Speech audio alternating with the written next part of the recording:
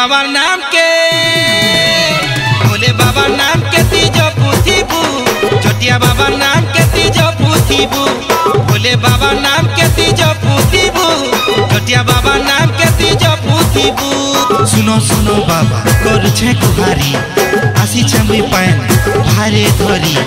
जेन ठाने देखले से ठाने बसिछ जे जहाँ मागले तुम्हें तहा देउछ। सुनो सुनो बाबा करुछे कुहारी आसी छमी पायन भारे धरी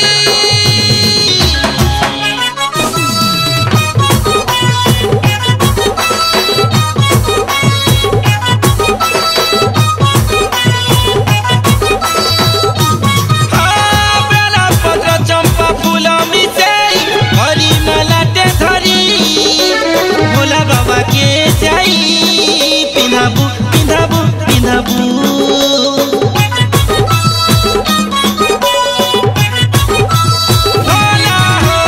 भक्ति भावे रही चढ़ाले पानी गुहारी सुनबो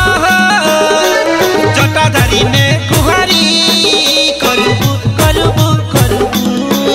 पंचाक्षर महामकर जपुथिबू बाबू रे अटी कहर पंचाक्षर तुई अटी पहर जपुथिबू बाबू रे बोलबो भोला नाम के धारी बोलबो भोला नाम के धारी ती चालू थिबू बोल बम जपुथिबू बोल बम गाऊ थिबू छोटिया बाबा ना के ती जपुथिबू। सुनो सुनो बाबा करुछे कुहारी आसी छमी पायन भारे धरी जेन ठाने देखले से ठाने बसिछ जे जहाँ मागले तुम्हें तहा देउछ। सुनो सुनो बाबा करुछे कुहारी आसी छमी पायन भारे धरी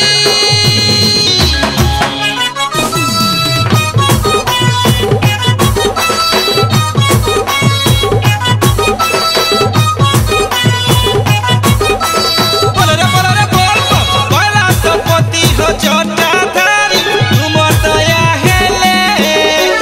सब बेले तुम नके गैमी गैमी गैमी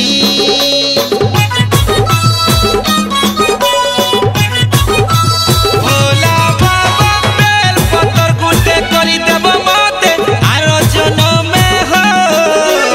पातले तुम पड़ी रहेमी रहेमी रहेमी पार करी दियो हो भव सागर मुक्ति करी दियो हो ई माया संसार पार करी दियो हो मुक्ति करी दियो हो बाबा ना के तीजो पुथिबू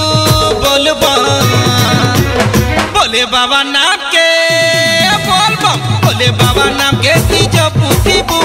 छोटिया बाबा नाम के तीगा उथिबू भोले बाबा नाम के तीजो पुथिबू छोटिया बाबा नाम के तीगा उथिबू। चला हा कावड़िया जिमा बाबा धाम के धीरे धीरे बहके दे बढ़े दे हो चला हो कावड़िया जिमा चला बाबा धाम के धीरे धीरे बहके दे बढ़े दे बाबा ना के तुई गाऊ तथी बोल बम